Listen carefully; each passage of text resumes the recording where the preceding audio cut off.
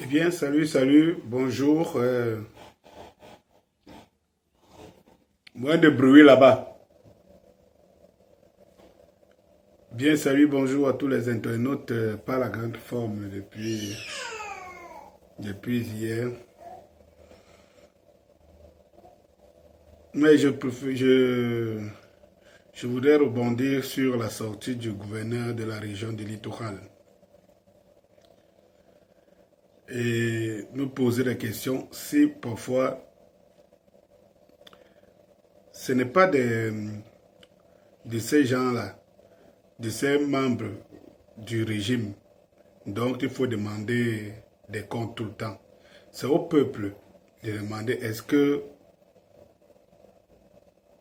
à un moment donné, est-ce que on ne se sent pas inquiet d'être traité de bêtes et de cons tout le temps? C'est-à-dire que je demande à mes frères et compatriotes camerounais que oui, non, on va beau décrier le régime et tout et tout et tout.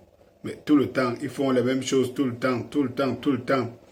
Et tout le temps, nous sommes là encaissés et gobés. Est-ce qu'à un moment donné, nous ne devions pas avoir honte de nous-mêmes? Parce que l'adversaire désigné, lui, il joue sur sa fibre, il joue sur ses intérêts. Quels sont les intérêts du peuple à suivre cela tout le temps? Quels sont les intérêts du peuple à les suivre tout le temps? Moi, je ne comprends pas. C'est-à-dire que vous voyez un gouverneur qui sort, d'ailleurs, même on ne sait même plus quel a été le rôle des régions.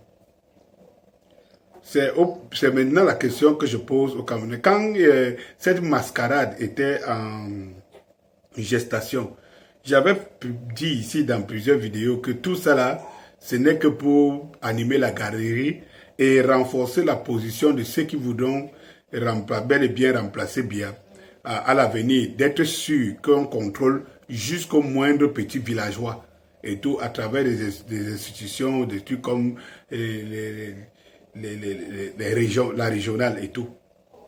Dites-moi, on nous a annoncé ici la décentralisation des super maires et tout, qui sont maires de la ville et tout. J'aimerais encore vous poser la question aujourd'hui. Où sont ces super maires? Quel est leur rôle? Où sont ces super maires? Tout ce qu'on nous avait annoncé là et tout ça là, pour ceux qui y ont cru, on vous parle toujours des gouverneurs et des mêmes, dans leur rôle, dans leur action. Donc j'aimerais ici dire que les gouverneurs sont les présidents de la République et les présidents des régions. C'est les gouverneurs qui sont les présidents des régions, en fait des républiques, des États. Des États. Et là, je suis en train de décortiquer le président de l'État du littoral, qui a fait sa sortie, qui a parlé, et qui dit la même chose, la routine, ce qu'on entend au quotidien, tout le temps, c'est la même formule, ça s'applique. Sauf que lui, ils appliquent la même formule et le peuple gobe la même chose. C'est-à-dire que vous avez un statu quo entre un système qui perdure et un peuple amorphe. C'est tout.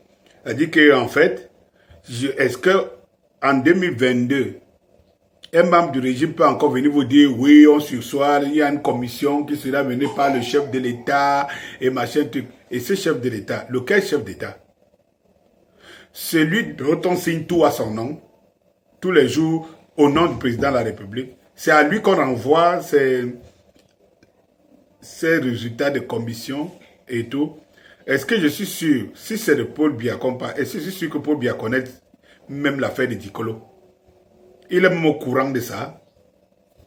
De là où il est, de son état et tout, vous êtes sûr? Quelqu'un peut me dire ici que Biya est au courant de Dikolo? Quelqu'un peut me le dire? Alors, de quel président parle-t-on? De l'homme à la punk ou comment? Eh bien, c'est désolant et décevant de savoir que à côté, vous avez donc ceux qui se disent des représentants du peuple, élite et tout cela à côté. Vraiment, je ne comprends pas leur rôle. Je me demande si à chaque fois que quelqu'un entre dans ce système, il est inoptisé. On l'injecte le virus je ne sais pas, on injecte ce virus de bière. Moi, je ne comprends pas. Et tout. On vous dit qu'on sursoit. On sursoit que donc, un préfet peut prendre la décision de casser, de déloger les gens. Bon, admettons même qu'ils avaient fait des deals et tout. Tout est démontré que les gens qui ont été cassés n'ont pas été indemnisés ou alors entièrement, totalement. Admettons.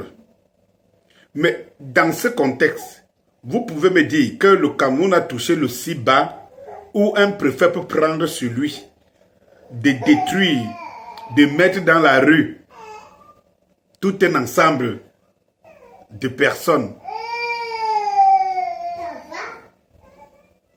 De mettre dans la rue tout un ensemble de personnes à son compte, sans que le président de la région du littoral ne soit au courant. Vous voulez me faire croire ça? Ou alors on vous fait croire ça? Parce que quand je regarde que les réactions ne sont pas...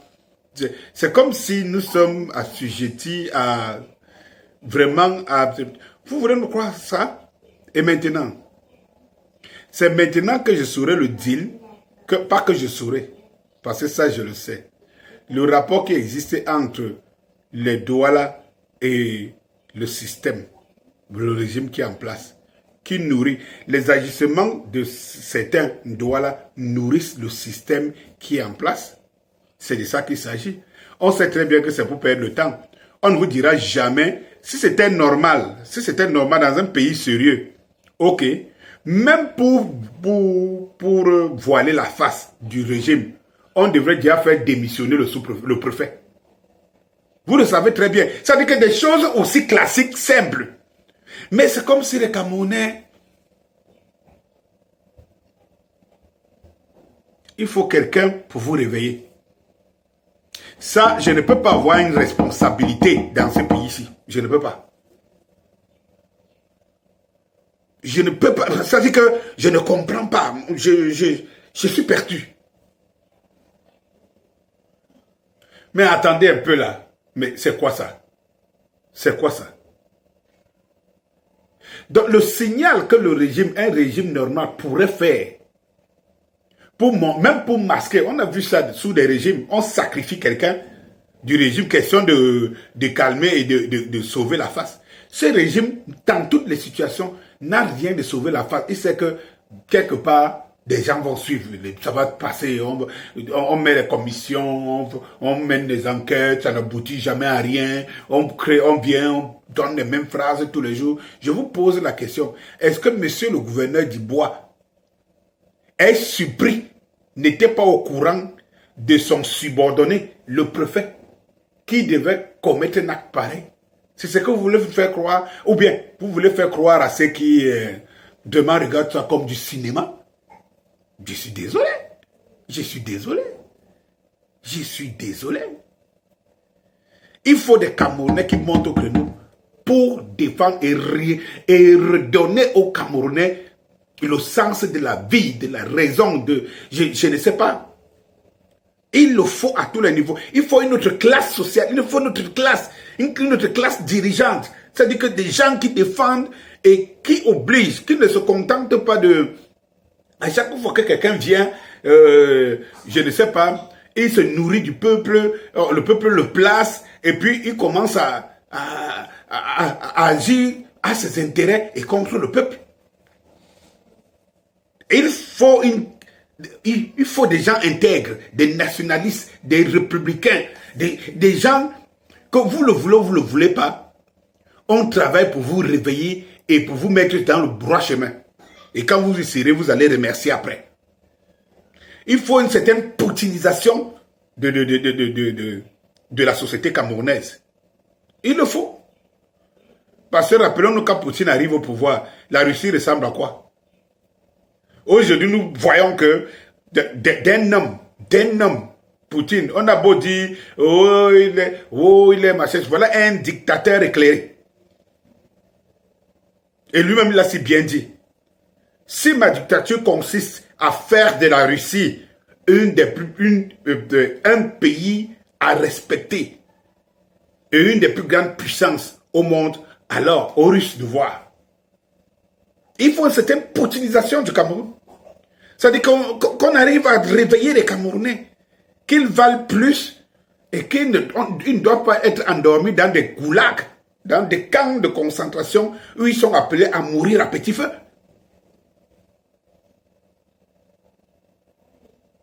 C'est de ça qu'il s'agit.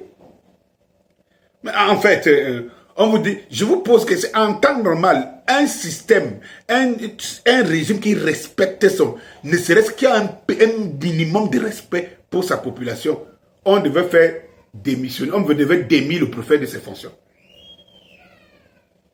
Même si par après, on va le réintroduire, mais on sent quand même que non, oui. Mais sauf qu'on ne vous dit pas ça. On dit, on va mettre une commission, on va avoir un président de la République, et puis durant la commission, on est là en bas. On appelle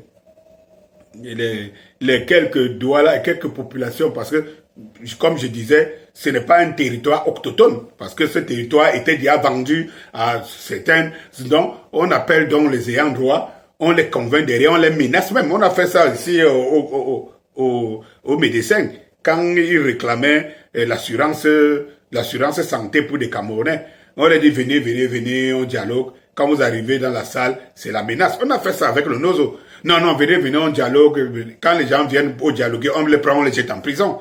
Ça dit qu'en fait, on sait que les tractations sont derrière maintenant, quitte aux gens qu'on va convaincre, quitte aux représentants de certains de ces communautés, y compris ceux qui se revendiquent des porte-paroles de Sawa, qu'on va convaincre après, qu'on va amadouer. On le dit, on ne voit pas la place des chefs, on ne voit pas, on ne voit pas clair sur la position des chefs d'Oualak, puisqu'ils en ont fait une affaire d'autochtonie, une affaire d'autochtonie et tout. Mais on ne voit donc pas les chefs d'Oualak, les communiqués officiels, l'animité, machin, truc et tout. Le gouverneur qui sort, qui dit, ah non, on va mener une commission pour savoir. Une commission de quoi? Que le gouverneur n'est pas au courant. Lui, le gouverneur qui sait que le Bensikina qu'il est en route là, et on est en train de le préparer à marcher demain, il faut qu'il convoque et tout. Il n'est pas au courant qu'on va casser des Camerounais et tout, y compris ceux qui se réclament des autochtones, des propriétaires de terrains dont les tombes de leurs ancêtres. Le gouverneur n'est pas au courant. Et comme il n'est pas au courant, le préfet a fait ce qu'il a fait. Le préfet est là, on va venir une commission, on va attendre la présidence. Je prends un pari avec les Camerounais qui m'écoutent là, à l'heure-ci. Donnons 1 an, donnons 6 mois, 1 an, 2 ans. Vous allez voir, qu'est-ce qui va se passer? Rien. Bien au contraire, on est en train de... Ceux qui se disent, parce que c'est des mangeurs, tous ceux qui revendiquent quelque chose là qu'au nom de l'autochtonie et tout, c'est des petits mangeurs qui ont besoin de... Dès qu'on va les donner, c'est qu'on va prendre quelques têtes là, on les grossit les ventres et tout, c'est fini. C'est eux qui vont se retourner contre leurs frères disant, non, prenons, laissons tomber et tout ça, et c'est fini. C'est fini. Personne n'est responsable de rien, c'est fini. Le sous-préfet qui avait tué la pauvre étudiante, fille d'une famille et des parents, à Kribi. La suite, c'est quoi? Commission de machin truc, la suite, c'est quoi? Nous sommes à combien d'années? Combien de temps? La suite, c'est quoi? La gendarmerie qui avait tué un ressortissant de l'ouest à l'ouest. La suite, c'est quoi? Toutes les commissions d'enquête que vous connaissez partout, là, les suites, c'est quoi? Ça a changé quoi au régime? Le régime ne se reproche jamais de rien. Vous avez un pays où des dirigeants de ce pays ne se reprochent jamais de rien. Tout est toujours bon. Personne ne vient dire qu'ici on a failli. Ici on a fait comme ça. Et on passe le temps. Vous avez même la chambre des comptes, hein, qui a montré qui a fait après son enquête, que l'agent de Covid a été détourné, en citant même certains ministres en poste, mais qui sont toujours en poste. Ça a changé quoi? Ça a changé quoi? Plus de 3 000 milliards pour la Coupe d'Afrique des Nations. Le résultat de la Coupe d'Afrique des Nations, on n'en parle pas. Ça dit qu'on organise un événement, on met le budget, tout le budget du Cameroun, et puis à la fin, on se pose pas la question, ça a abouti à quoi, ça a mené quoi, où est passé l'argent, un machin truc. Non, on en a qu'à foutre. On en a qu'à foutre. Chacun défend son ventre. Vous avez le régime qui détruit tout, le Cameroun qui vend tout, et vous avez des gens qui disent représenter le peuple à l'opposition, machin, truc. Chacun défend son ventre. Et c'est limite... mais c'est terrible, ça. Ce panorama est terrible. C'est terrible. Commission à gauche, commission à droite, machin, truc. Il dit que les gens incriminés par eux-mêmes, que la chambre de cour, la chambre je ne sais même plus comment ils appellent toutes les machins là, et tout. Mais vous avez ces mêmes personnes, et nous sommes dans un pays inédit. 4 ans après les élections, aucun remaniement ministériel. Vous avez entendu ça? Nous sommes encore dans un pays. Vous pensez que nous sommes dans un pays gouverné? Nous sommes pris en otage. Les Camerounais sont dans les goulags. Les Camerounais sont prisonniers chez eux. Et qu'est-ce qu'on voit? On voit des gens amorphes. Mais qui sont amorphes parce que chaque fois qu'il y a quelqu'un qui émerge et qu'on croit en lui, il va pactiser avec le diable pour se retourner contre le peuple. Bonjour.